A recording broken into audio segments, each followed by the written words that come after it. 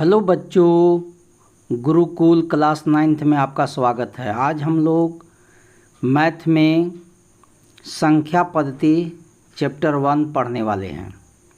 इस चैप्टर में संख्या पद्धति में जो कुछ संख्याएं हैं उनके बारे में जानेंगे और उसके बाद एक्सरसाइज 1.1 बनाएंगे। ठीक है, लेकिन एक्सरसाइज 1.1 बनाने से पहले इसका बेसिक कॉन्सेप्ट हम लोग जान लेंगे और उसके बाद इसका जो 4 क्वेश्चन है वह क्वेश्चन सॉल्व करेंगे। इसके अलावा थोड़ा बहुत कुछ एक्स्ट्रा क्वेश्चन भी आपको हम बताएंगे। तो चलिए हम लोग इस चैप्टर का कॉन्सेप्ट क्लियर कर लेते हैं। तो नंबर जो सिस्टम है संख्या पद्धति, इसमें कुछ संख्याएं हैं, उन संख्याओं के बारे में थोड़ा बहुत जान लेंगे। तो इसमें सबसे पहला जो बात है वह है प्राकृत संख्या। प्राकृत संख्या क्या है? तो प्रकृति में जो भी चीज़ हैं, प्रकृति में जितने भी, देखिए नेचुरल लिखा हुआ, नेचुरल नंबर। तो प्रकृति में जो भी चीज़ है जिसको हम लोग गिन सकते हैं। यदि आम है तो 1 आम, 2 आम, 3 आम करते हैं। यदि कोई पेन है तो 1 पेन, 2 पेन, 3 पेन, 4 पेन करते हैं। किताब है तो 2 किताब, 4 किताब, 5 किताब, 6 किताब, इस तरह से बोलते हैं। मतलब हम लोग जिसको गिन सकते हैं। तो वह सभी संख्याएं जिसको हम लोग गिन सकते हैं वह प्राकृत संख्याएं हैं। इसमें मेन रूप से जो आपको पढ़ना है वो परमेय संख्या से पढ़ना है, लेकिन हम लोग थोड़ा सा परिचय के लिए हम लोग थोड़ा सा जान ले रहे हैं। ठीक है, तो इसके लिए समझने के लिए कहे कि एक बैग ले लेते हैं, एक बहुत बड़ा, मान के चलिए कि एक थैला ले लिए और इस थैला में कुछ संख्याएं ले लिए, 1 2 3 4, इस तरह से संख्याएं हैं। बहुत सी संख्याएं हो सकती हैं। तो यह संख्या, जिस संख्या को हम लोग गिन सकते हैं, यह मान के चलिए घड़ा है और इस घड़ा के अंदर हम गिनने वाली सभी संख्याओं को रख दिए। 1 से लेकर के जितना तक ऊपर की संख्याएं हैं सभी संख्याओं को ले लिए। तो इन सभी संख्याओं को प्राकृत संख्या कहा जाता है। और जब इस संख्या में जीरो को भी शामिल कर दिए, मान के चलिए कि इस घड़ा में एक 0 नंबर को भी रख दिए, तो जब 0 नंबर शामिल हो जाता है तो ऐसे संख्याओं को पूर्ण संख्याएं या होल नंबर कहा जाता है। मतलब प्राकृत संख्या में यदि 0 मिला दें, प्राकृत संख्या में यदि हम 0 मिला दें तो वह पूर्ण संख्या हो जाता है। इस घड़ा के माध्यम से समझेंगे। पहले इसके अंदर प्राकृत संख्या रखा हुआ था, अब उसमें एक 0 भी मिला दिए। अब यह जितने भी संख्याएं हैं इन सभी संख्याओं को पूर्ण संख्या या होल नंबर कहेंगे। अब आइए तीसरी जो बात है वह बात हम लोग समझते हैं, पूर्णांक। ठीक है, पूर्णांक क्या होता है? तो पूर्णांक का मतलब है कि यह सब जितने भी संख्याएं हैं इन संख्याओं में यदि माइनस का कोई नंबर मिला दे, -1, -2, -3, इस तरह का संख्या, और भी बहुत सा संख्या हो सकता है, माइनस वाला ऋणात्मक संख्या को भी जब इसमें मिला देंगे, पहले प्राकृत संख्या है, प्राकृत संख्या में जब हम लोग 0 मिला दिए तो यह पूर्ण संख्या हो गया। और पूर्ण संख्या में जब हम लोग माइनस वाला भी नंबर मिला दिए, वो माइनस का कोई भी नंबर हो, तब यह तीनों संख्या, सभी संख्याएं मिल करके क्या कहलाते हैं? पूर्णांक, इंटीजर कहलाते हैं। ठीक है, तो यह इंटीजर के बारे में हो गया। और आप नीचे क्लास में सम संख्या, विषम संख्या, है ना, अभाज्य संख्या, इस सब के बारे में पढ़ चुके हैं, इसलिए उन सब संख्याओं का जिक्र हम लोग यहाँ पर नहीं करेंगे। आपका सिलेबस में जितनी संख्याओं के बारे में समझना है उन्हीं सब संख्याओं के बारे में हम लोग अब समझेंगे। अब आगे आइए, इन संख्याओं के बाद जो इस चैप्टर में मेन रूप से समझना है वह है परमेय संख्याएं, जिसको हम लोग कहते हैं रेशनल नंबर। ठीक है, तो रेशनल नंबर, रेशनल जो नंबर है वह रेशियो से बना हुआ है। रेशनल नंबर जो है रेशियो, रेशियो का मतलब क्या होता है कि कुछ संख्या ऊपर लिख दिए और एक संख्या नीचे लिख दिए, एक संख्या ऊपर और नीचे, इसलिए इसको भिन्नात्मक संख्या भी कहा जाता है। भिन्न के रूप में अंश और हर, इसलिए परमेय संख्या को भिन्नात्मक संख्या भी कहा जाता है। क्यों? क्योंकि यह भिन्न के रूप में लिखाता है। तो रेशियो से ही रेशनल नंबर बना है। तो जब दो संख्याओं को, है ना, अंश और हर के रूप में लिख देते हैं, मतलब क्या कर सकते हैं? P/Q के रूप में। ऊपर का संख्या P मतलब अंश, Q मतलब हर। तो कहता है इसका परिभाषा के रूप में समझ सकते हैं, इसको भिन्न संख्या भी कहते हैं, यह समझा दिए। तो परिभाषा के रूप में यदि समझना चाहते हैं तो समझिए कि किसी वास्तविक संख्या को p/q के रूप में व्यक्त किया जा सकता है, उसे परमेय संख्या कहते हैं। अर्थात p और q कहाँ क्या है, तो p और q जो है पूर्णांक है, वह नेगेटिव भी हो सकता है और पॉजिटिव भी हो सकता है, प्लस में भी हो सकता है और माइनस में भी वैल्यू हो सकता है। ठीक है, तो प्लस और माइनस दोनों में हो सकता है वैल्यू, और q का वैल्यू कभी भी नीचे 0 नहीं हो सकता है। एज फॉर एग्जाम्पल के रूप में आप समझ सकते हैं, यह परिभाषा था आपका कि किसी वास्तविक संख्या को p/q के रूप में व्यक्त किया जा सकता है, उसे परमेय संख्या कहते हैं। अर्थात क्या हुआ, p/q, p और q जो है पूर्णांक है और q नॉट इक्वल टू 0 है। जैसे 2 है तो 2 के नीचे क्या होता है, 1 रहता है, तो इसलिए 2 को 2/1 में है, मतलब p/q के रूप में हो गया।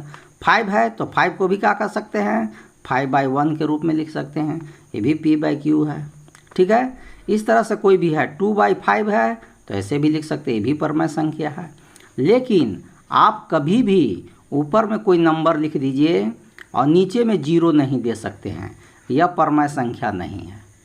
नीचे कभी भी 0 नहीं होना चाहिए, क्योंकि q बराबर कह चुका है कि q मतलब नीचे का जो वैल्यू है, हर का जो वैल्यू है वह 0 नहीं होना चाहिए। तो यह है आपका परमेय संख्या। ठीक है, तो परमेय संख्या का परिभाषा भी हम लोग समझ गए।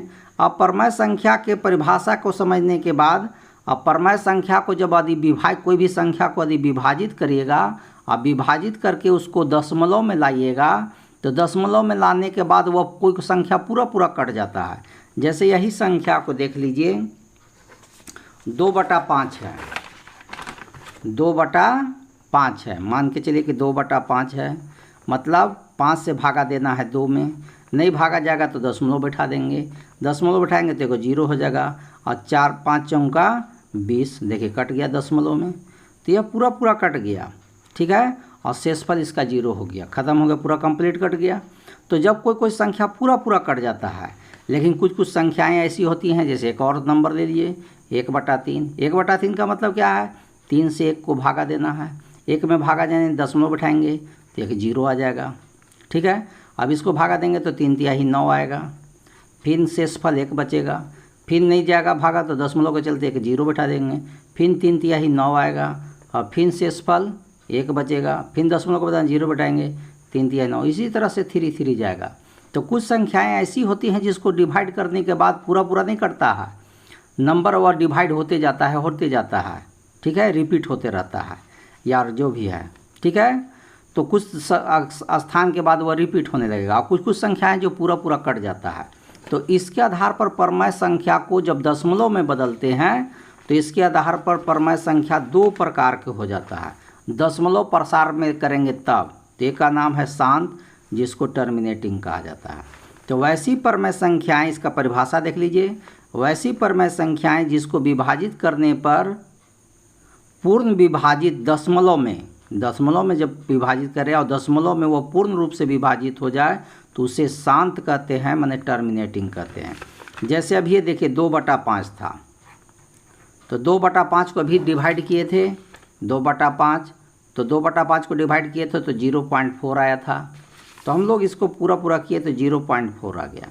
ठीक है, इसी तरह से और भी कोई नंबर ले सकते हैं जिसको डिवाइड करने के बाद, जैसे देख लेते हैं 4/6 है। ठीक है, ये भी पूरा तो नहीं होगा, अब ऐसा लेना है संख्या जो हो जाए। अच्छा चलिए ले लेते हैं 1/2 है, इसको 2 से डिवाइड करना है, 1 को पॉइंट बैठा देंगे तो 0 हो जाएगा, और 2 × 5 = 10 हो गया। ठीक है, यह हो गया, कितना बार में कट गया, 0.5 बार में। तो यहाँ पर ऐसी भी संख्याएं हैं जिसके 1/2 है, इसको डिवाइड किए तो 0.5 आ गया। तो यह सब जितनी भी संख्याएं हैं जो डिवाइड करने पर डेसिमल में कंप्लीट डिवाइड हो जाते हैं, पूरा डिवाइड हो जाते हैं, तो ऐसी संख्याएं जो होती हैं वह शांत होते हैं, टर्मिनेटिंग कहलाते हैं। लेकिन कुछ संख्याएं ऐसे भी होती हैं जिसको डिवाइड करिएगा तो पूरा डिवाइड नहीं होगा। जैसे अभी यहाँ देखिए 1/3 था, 1/3, और इसको डिवाइड किए तो 0.3 3 इस तरह से आ रहा था। मतलब यह डिवाइड नहीं हो रहा है, पूरा पूरा डिवाइड नहीं हो रहा है, यह नंबर बार बार रिपीट होते जा रहा है। तो ऐसे संख्याओं को जिसको डिवाइड, जैसे 20/3 है, ठीक है, 20/3 है तो 3 से भागा दे दीजिए 20 में, 3 छक 18, ठीक है। अब इसको करेंगे तो कितना बचेगा, 2 बचेगा, 10 में बैठाएंगे 0 होगा, 3 छक 18, फिर हो गया, फिर 2 बच गया, फिर पॉइंट के बदले में 0 होगा, 3 छक 18, इस तरह से आपको आते जाएगा। तो 6 इस तरह से रिपीट होते जाएगा। तो कुछ संख्या परमय संख्याएं ऐसे ही होती हैं जिनको डिवाइड करने के बाद, है ना, सेम नंबर रिपीट होते रहेगा। तो ऐसे संख्याओं को 6.6 है, रिपीट संख्या के ऊपर बार लिख दिया जाता है, रिपीटिंग हो रहा है, ठीक है। तो ऐसे संख्याएं जो होता है अशांत होता है, नॉन टर्मिनेटिंग होता है, माने समाप्त नहीं होने वाला, ठीक है, ठीक है, सेम नंबर रिपीट होते रहेगा। तो इस तरह से भी ये संख्याएं जो रिपीटेड होने वाले हैं यह अशांत होते हैं। ऐसे संख्याएं जैसे 1/3 है तो 0.333 आ रहा था, इसको कह सकते हैं 0.3, ऊपर रेकरिंग है। तो रेकरिंग वाला जो संख्याएं होती है, जो रिपीट वाला संख्याएं होती हैं, वह भी परमय संख्या के ही अंतर्गत आते हैं और इसको परमय संख्या के रूप में हम लोग बदल सकते हैं। तो इसके बारे में हम लोग एक्सरसाइज 1.2 में पढ़ेंगे। तो ये आपको अशांत के बारे में भी जान गए, परमय संख्या के दूसरा जो है दशमलव में। अब आते हैं तीसरा जो परिभाषा है वह है अपरमय संख्या का। अपरमय संख्या किसको कहा जाता है, इसको इरेशनल नंबर कहा जाता है। तो जो संख्या परमय संख्या नहीं है वह अपरमय संख्या होता है। कौन संख्या, कि वैसी वास्तविक संख्याएं जो परमय संख्या नहीं है अर्थात जिसे p/q के रूप में व्यक्त नहीं किया जा सकता है, उसे अपरमय संख्या कहते हैं। ऐसे संख्याओं को डिवाइड भी करिएगा तो वह पूरा पूरा डिवाइड नहीं होगा और सेम नंबर रिपीट भी नहीं होगा। वह हर बार भाग डिवाइड करिएगा तो कुछ दूसरा नंबर रहते जाएगा, लेकिन सेम नंबर का रिपीट कभी भी नहीं होगा। तो वह सभी संख्याएं जो होती हैं अपरमय संख्याएं होती हैं। जैसे पाई का वैल्यू तो हम लोग जानते हैं कि 22/7 होता है, लेकिन यह क्या है, क्वेश्चन को सॉल्व करने के लिए अनुमानित वैल्यू है, रियल वैल्यू नहीं है, एक्चुअल वैल्यू ही नहीं है, वास्तविक वैल्यू नहीं है, यह क्वेश्चन को सॉल्व करने के लिए लाया गया। तो पाई का जो वैल्यू है, पाई जो है अपरमय संख्या में गिनती आता है। क्यों, क्योंकि पाई का वैल्यू जो है अभी तक जो है 50 से ज़्यादा नंबर तक मतलब लोग हैं या इससे भी बहुत नंबर तक हैं। तो पाई का ऐसे एक्चुअल वैल्यू 3.142857142851 और भी जा रहा है, लेकिन अभी तक एक्चुअल वैल्यू निकला इसका नहीं है। तो ऐसे संख्याएं जिसको डिवाइड करने के बाद भी कहूँ रिपीट नहीं हो रहा है, तो ऐसे संख्याएं को अपरमय संख्या कहा जाता है। उसी तरह से एक और फेमस नंबर है यूलर संख्या, जिसको ई से इंडिकेट किया जाता है। और यह संख्या का भी वैल्यू देखिए 2.718281282845 इस तरह से भी आगे जा रहा है, ठीक है। उसी तरह से √2 है, √2 का वैल्यू जो होता है जब निकालिएगा आप वर्गमूल स्क्वायर रूट निकालिएगा तो वहाँ पर भी 2 का वैल्यू निकालिएगा तो एकदम डिवाइड होते जाएगा, लेकिन कंप्लीट डिवाइड नहीं होगा। लेकिन हम लोग सुविधा के लिए क्या करते हैं, इतने तक ले लेते हैं वैल्यू या खूब से खूब यहाँ तक लेते हैं वैल्यू, लेकिन इसका वैल्यू फिक्स यहीं तक नहीं है, इसका वैल्यू अभी डिवाइड होते जा रहा, लेकिन एक अनुमानित वैल्यू हम लोग रख लेते हैं। उसी √3 का वैल्यू 1.732, तो सुविधा के लिए हम लोग यहीं तक पढ़ते हैं, और लेकिन इसका वैल्यू बहुत लंबा होता है। तो ऐसे संख्याएं जिसको p/q, यदि इसको चाहिएगा कि p/q के रूप में फिर लिख दें √3 आ जाए, तो ऐसा नहीं होगा, ऐसा नहीं आ पाता है, यह अनुमानित वैल्यू है। तो ऐसे सभी संख्याएं जिसको p/q के रूप में नहीं कर सकते हैं या जिसको जो परमय संख्या नहीं है, वे सभी संख्याएं अपरमय संख्याएं कहलाती हैं।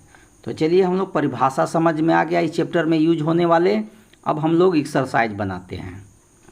तो चलिए एक्सरसाइज का फर्स्ट क्वेश्चन समझते हैं कि क्या कहता है, कि क्या 0 एक परमय संख्या है, क्या इसे आप p/q के रूप में लिख सकते हैं जहां p और q पूर्णांक है और q ≠ 0 है। चलिए देखते हैं इसको। चलिए एक्सरसाइज जो है 1.1 का फर्स्ट क्वेश्चन का कहना चाह रहा है कि जीरो क्या परमेय संख्या है, हाँ या नहीं बताइए। ठीक है, हाँ या नहीं में आंसर देने के लिए कह रहा है। तो जीरो जो है परमेय संख्या है या हाँ है। अब कैसे है इसी को कह रहा है। तो हम लोग जानते हैं कि जीरो तो ऊपर है लेकिन नीचे कुछ न कुछ संख्या है। तो 1/0 = भी जीरो होता है। ठीक है, 0/2 होगा, 0/1 है तब वो जीरो होगा, 0/2 है तब वो जीरो होगा, 0/3 है तब वो जीरो होगा, 0/4 है तब वो जीरो होगा। मतलब इसको हम लोग क्या है p/q के रूप में दिखा दे रहे हैं। इसलिए जीरो क्या है परमेय संख्या है। ठीक है, इसमें केवल ऐसे रीजन लिख देना था कि जीरो परमेय संख्या है कि नहीं। तो हम लोग जानते हैं कि है, यस। ठीक है, क्यों? क्योंकि 0/1 = 0 होता है, 0/2 = भी 0, 0/3 भी लिखा जा सकता है, 0/4 भी लिखा जा सकता है। मतलब इसको हम लोग p/q के रूप में लिख सकते हैं, इसीलिए परमेय संख्या है। ठीक है, तो यह पहला हो गया कंप्लीट। सेकेंड क्वेश्चन समझिए। सेकेंड क्वेश्चन देख लेते क्या कहता है। 3 और 4 के बीच में 6 परमेय संख्याएं ज्ञात कीजिए। ठीक है, तो चलिए इसके बीच में हम लोग 6 परमेय संख्या ज्ञात करते हैं, इसका रूल भी समझ लेते हैं। तो क्वेश्चन आपका है कि 3 और 4 के बीच 6 परमेय संख्या पता करना है। ठीक है, तो कैसे पता करेंगे? तो इसका बहुत आसान तरीका है। जब भी देखिए, क्योंकि इसके नीचे देखिए 3 है तो 3 के नीचे 1 है, 4 है तो 4 के नीचे 1 है, दोनों का हर सेम है। तो जब कोई भी सवाल में नीचे हर सेम रहे तो उसके लिए सबसे आसान तरीका होता है। ठीक है, लेकिन नीचे हर यदि डिफर हो तो थोड़ा सा प्रोसेस एक लाइन बढ़ जाए। तो चलिए इसके नीचे सेम हर होने के चलते ये आसान हो गया। 3/1 है, इसमें अपने मन से जब जब 6 कहे तो 6 के बाद 7, 8, 9, 10 किसी नंबर से आपको मल्टीप्लाई कर देना है। 6 कहेगा तो 6 के बाद नंबर से, 5 कहेगा तो 5 के बाद नंबर से, 9 कहेगा तो 9 के बाद नंबर से जब भी कहे। तो इसे सुविधा के लिए हम लोग 10 ले लेते हैं।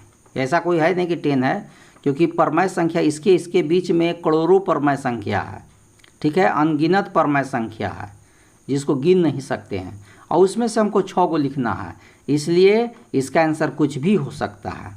ठीक है, बनाने का अलग अलग प्रोसेस आता है। तो इसका जनरल प्रोसेस यही है कि आपको जो भी नंबर है उसमें 10 से मल्टीप्लाई कर दीजिए। अब इसके बीच में क्या है कि 9 को आपको परमेय संख्या मिलेगा, 10 कर दीजिएगा तो। ठीक है, तो ये 3 में 30 से करिएगा, 3 को 10 से करिएगा तो 30 हो जाएगा, और 10 को 1 से करिएगा तो 10 होगा। 4 को 10 से करिएगा तो 40 हो जाएगा, और 10 को 1 से करिएगा तो 10 हो जाएगा। अब आइए, अब देखिए 30/10 और 40/10 है, तो 30 और 40 के बीच में के गो नंबर है? 10 गो नंबर है। ठीक है, 9 गो नंबर है। 30 के बाद 31, 32, 33, 34, 35, 36, 37, 38, 39 तक है। तो इसके बीच में आपको कोई 6 गो परमेय संख्या लिख दीजिए। तो लिख देंगे 6 परिमेय संख्या, मतलब रेशनल नंबर, 6 रेशनल नंबर। तो कौन कौन होगा? 30 है तो क्या होगा? 31/10, 32/10, 33/10, 34/10। ठीक है, 35/10, 36/10। ये आपका सब हो गया। केगो हो गया? 1 2 3 4 5 6। और भी लिखना चाहते तो लिख सकते थे, लेकिन आपको 6 से कहा है इसलिए 6 आंसर हो गया इस सवाल का। देखिए कितना आसान है। तो यह चैप्टर का हर सवाल बहुत आसान है, केवल आपको प्रोसेस है। जब भी परमेय संख्या निकालना हो तो यही प्रोसेस अपनाइएगा। ठीक है, दशमलव का भी इसी तरह का प्रोसेस होता है। दशमलव तो और आसान होता है, लेकिन आपकी किताब में इसका जिक्र नहीं है, RS अग्रवाल के बुक में इसका जिक्र है। तो चलिए देखते हैं आगे, उसको भी यदि कहिएगा तो सिखा देंगे हम इसमें। चलिए अब क्वेश्चन नंबर 3 देखते हैं। 3/5 और 4/5 के बीच में 5 परमेय संख्या, देखिए अभी 5 को बोल रहा है, 5 परमेय संख्याएं ज्ञात कीजिए। लेकिन उसी तरह का प्रोसेस से बनाएंगे। तो 3 में कहा है 3/5 और 4/5, इसी के बीच में आपको 5 परमय संख्या निकालना है। तभी तुरंत समझाए थे, क्या समझाए थे कि 3/5 हो तो इसमें कितना से मल्टीप्लाई कर दिए, 5 को पूछा तो 6, 7, 8, 9, 10 के रोज कर सकते हैं, तो हम लोग 10 से कर देते हैं। तो 3 में 10 से करेंगे तो 30, और 5 को 10 से करेंगे 50।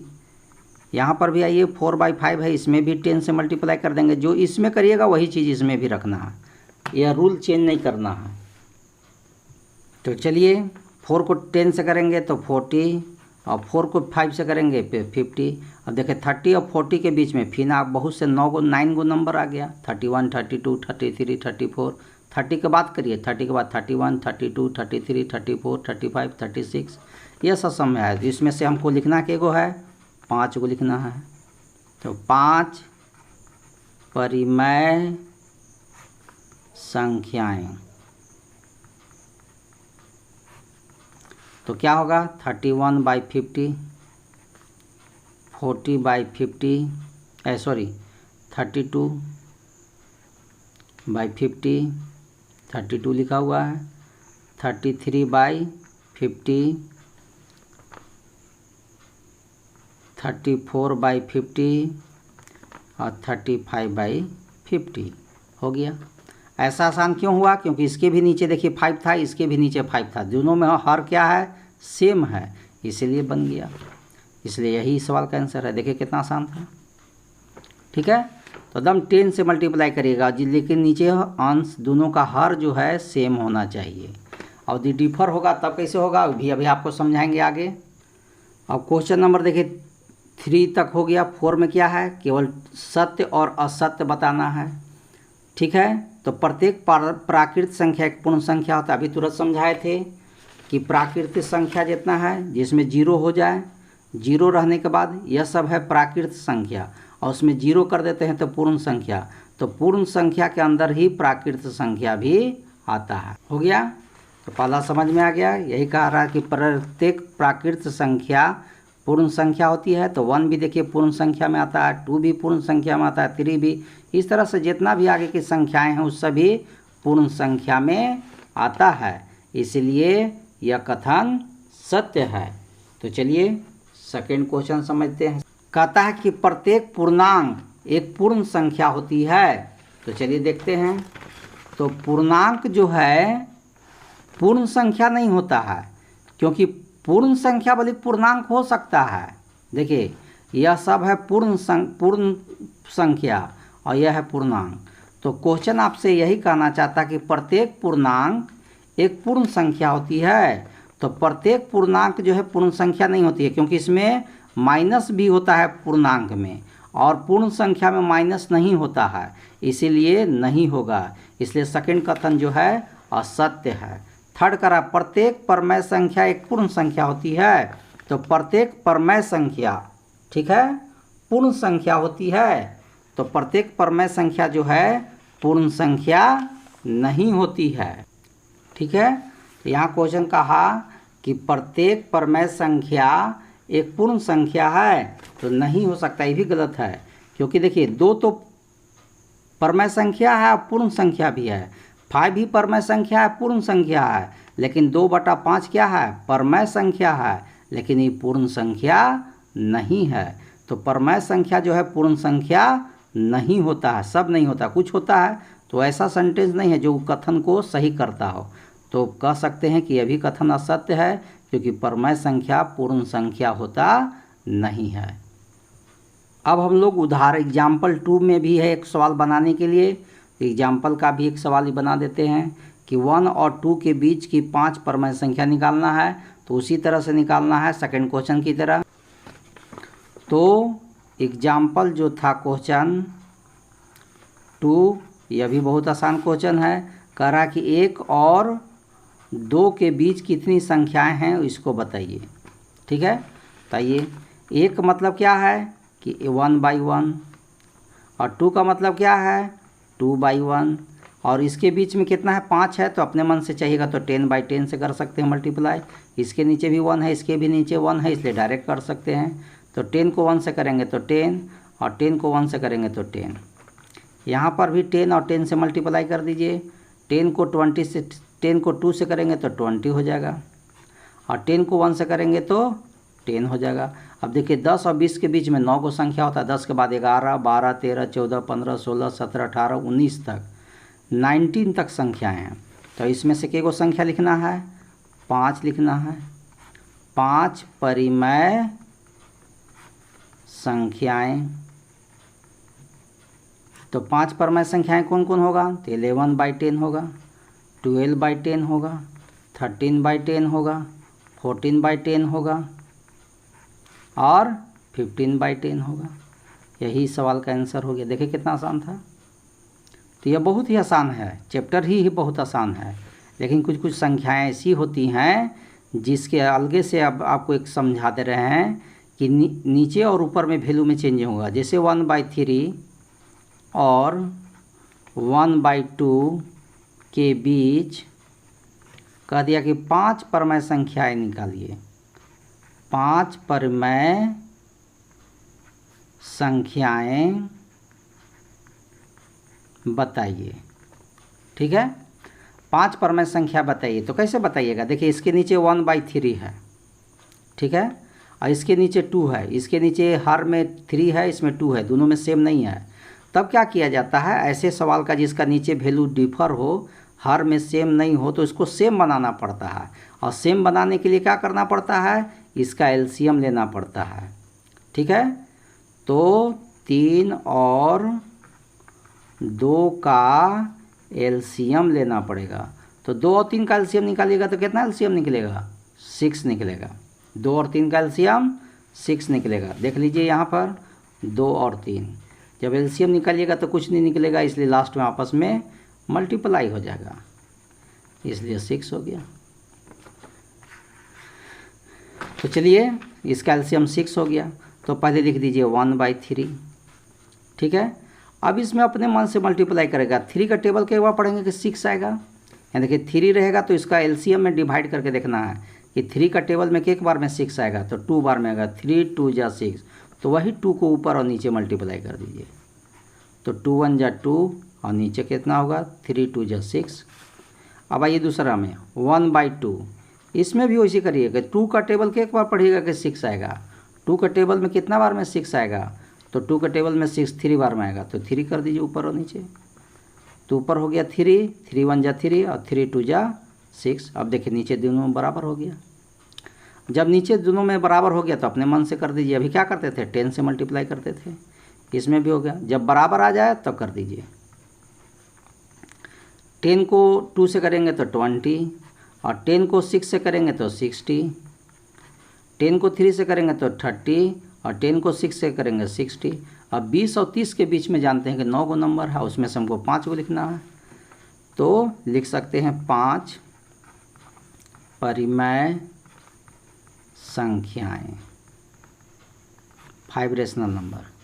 तो 20 का है तो 20 के बाद क्या होगा, 21। 20 है, 20 के बाद से लिखना है बाई 60, 22/60, 23/60, 24/60, 25/60। यही सवाल का आंसर हो गया। देखें, तो जिस सवाल के नीचे हर में इक्वल ना हो तो उसको इस तरह से एलसीएम निकाल लिया जाता है और इसी प्रोसेस से बनाया जाता है। तो यह चैप्टर आपका कंप्लीट हो गया। आपसे हम लोग नेक्स्ट चैप्टर 1.2 जो है इस चैप्टर कर रहे हैं एक्सरसाइज, उसमें फिर मिलेंगे। तब तक के लिए जय हिंद, जय भारत।